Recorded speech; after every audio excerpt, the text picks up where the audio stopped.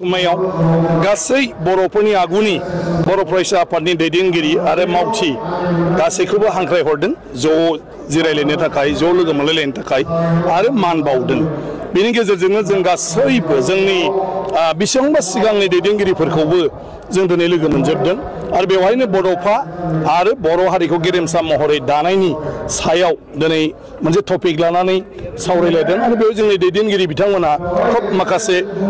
गोजाम बाथ्राफोरखौ दिनै रायखांनानै माने जोंनि जारिमिना माबायदिमोन दिनै मा अबस्थायाव सफैखो आरो फैबाय थानाय समाव जों माबोरै थांनांगौ बेफोरखौ मोजां बोसोन होदों। आं सानो बियो दानि लाइमोनफोरनाव गोबां मोनसे खामानियाव होगोन जे बिथांमोना गासै बाथ्राफोरखौ सिगांनि दानि आरो बेखौ नायनानै इयुननि थाखाय माखासे हाबाफारि लानानै खामानि मावनो हागोन। आंनि बेलायाव आंनि जिथु एक्सपिरियेन्स आं जिथु मोनदांनाय बेखौ लानानै आङो दिनै बाथ्रा बुंदों जे बर' हारिया दिनैनि समाव जि मोनसे सोमावसारनायनि गेजेरजों थामथि एकर्ड खालामबाय बेनि गेजेरजों माखासे गावखुंथाय गोहो मोनबाय आरो बे गावखुंथाय गोहोनि गेजेरजों बर'फ्रा गावनि हारिखौ गेरेमसा दानायनि थाखाय राव हारिमु थुनलाइ धोरोमखान्थि आसार खान्थि आरो राजखान्थि सोलोंथाइ बायदिसिना बिथिङाव जोंनो माबायदि गोनांथि दं बेफोरनि माखासे जोङो बिखान्थि लानानै माखासे हाबाफारि लानानै जों गावनो गाव खामानि मावनानै लानो हानाय पर्यायाव सफैबाय। जोंहा दिनै सरकारनिफ्राय बड'लेण्ड टेरिटरियेल काउन्सिला गावनि गोसो बायदियैनो माने थांखि लानानै माखासे बिथिङाव फैसा खरसा खालामनो हानाय गोहो मोनबाय आरो बे दिनै फैयै फैयै 1100 कौटि रां दिनै आसाम बाजेटनिफ्राय फैबाय जेखौ आसाम गभर्नमेन्ट आरो सेन्ट्रेल गभर्नमेन्टनिफ्राय मा खामानियाव बाहायो बिनि थाखाय जेबो बाधा गैया। ओंखायनो बेफोर माखासे रांखान्थिनि गेजेरजों जों जौगाखांनायनि माखासे खामानि मावोब्लाबो जोंनि राव हारि थुनलाइ आसार खान्थि समाजखान्थि माने मा होनो राजखान्थि बेफोर गासैबो बिथिङाव जों माखासे माने रांखान्थियारि गोनांथिखौ जोङो माने बिनिफ्रायनो माने मा होनो फान्डनि बेबस्था खालामना होनानै जों खामानि मावनानै लानो हायो। गतिके जायनि थाखाय सोमावसारदोंमोन बेखौ एसेब्लाबो मावनानै लानो हानाय गोहो आरो बिनि रांखान्थियारिखौ जों दिनै मोनबाय। बिनि अनगायैबो सेन्ट्रेल आरो स्टेटनि माखासे गोबां स्किमफोर दं जेराव जोंहा गोबां हाजार हाजार कौटि बे हाजार कौटिखौबो बड'लेण्डनि सरकारा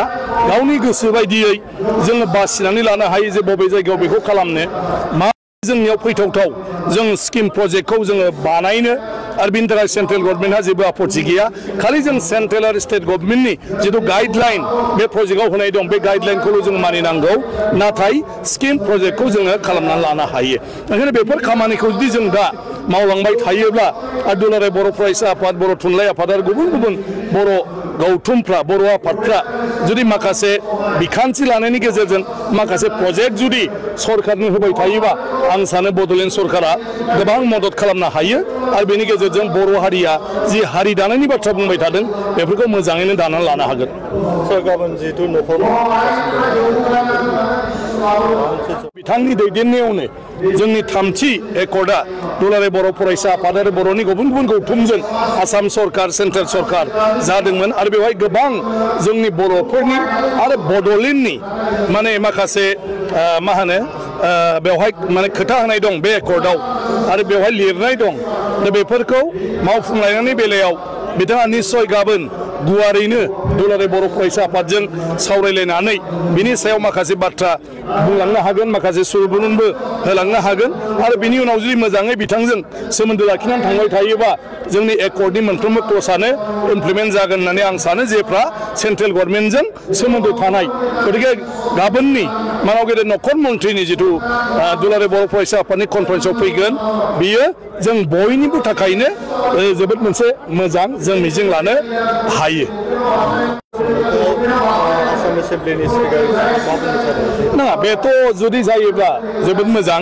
खारन बेवहाय जोंनिल' नङा गुबुन गुबुन काउन्सिलफोरनि बाथ्रा दं आरो जोंनि काउन्सिलनि बेलायाव बेवहाय मोनसे दं एन्टि डिफेक्सननि जे जायखिजाया सोद्रोमायानो पार्टी बास्लायनो हाया अब्ला जायफ्रा सरकार दागोन बिसोर एसे स्थायी जागोन जे गेजेरावनो माने सोरबा बेखौ फैसा होनानै थाखा होनानै लांनानै सरकार सिफायनो हाया आरो गोदान सरकार दानो हाया माने बियो गावनि गोसो बायदि खामानि मावनो हाया। ओंखायनो जोंनि सरकारफ्रा लास्टिं जागोन बड'लेण्डनि सरकारा बिनि गेजेरजों सरकारखौ जों प्रटेक्सन होनानै लानो हागोन आरो माने जायफ्रा जाय पार्टियाव थानानै बेवहाय देरहालाङाथों मानो बिसोरो गुबुन गुबुन पार्टियाव थांनायनि बाथ्रा साना जासे दाम दर खामबाय थाया जासे बिसोर गावसिनि खामानियाव नांस्थाबनो गोनां बाध्य जागोन बियो जोबोद मोजां बेनि उनाव जिथु माने फाइनेन्स कमिसननि फैसा जोंनि पन्चायती राज बेबस्थायाव माने जोंनो फाइनेन्स कमिसननिफ्राय डाइरेक्ट फान्ड हरो दाबो हरगासिनो दं बड'लेण्डआव मालाय काउन्सिलफोरनि बायदि नङा नाथाय बे बड'लेण्ड काउन्सिलाव हरनाय जेरै फाइनेन्स कमिसननि 300 साराय 300 कोटी थाखा बियो माने आगोलाव माने मा होनो पन्चायतआव थाङा माने BCDC आव थाङामोन बे जुदि जायोब्ला गासै BCDC आवनो सुबुं सानखोनि गेजेरजों बे राङा गासैबो ब्लकआवनो सहैजोबगोन आरो गासैबो ब्लकआवनो सहैजोबनाय लोगो लोगो बड'लेण्डआव रायजो जानाय मोनफ्रोमबो जायगानि मानसिफ्रानो फाइनेन्स कमिसननि फैसाखौ मोननो हागोन जेराव बे फाइनेन्स कमिसननि फैसाखौ माखासे हयथ' BCDC बायदिसिनाया माने मोनहैनो हायाखै खारन सिस्टेमावनो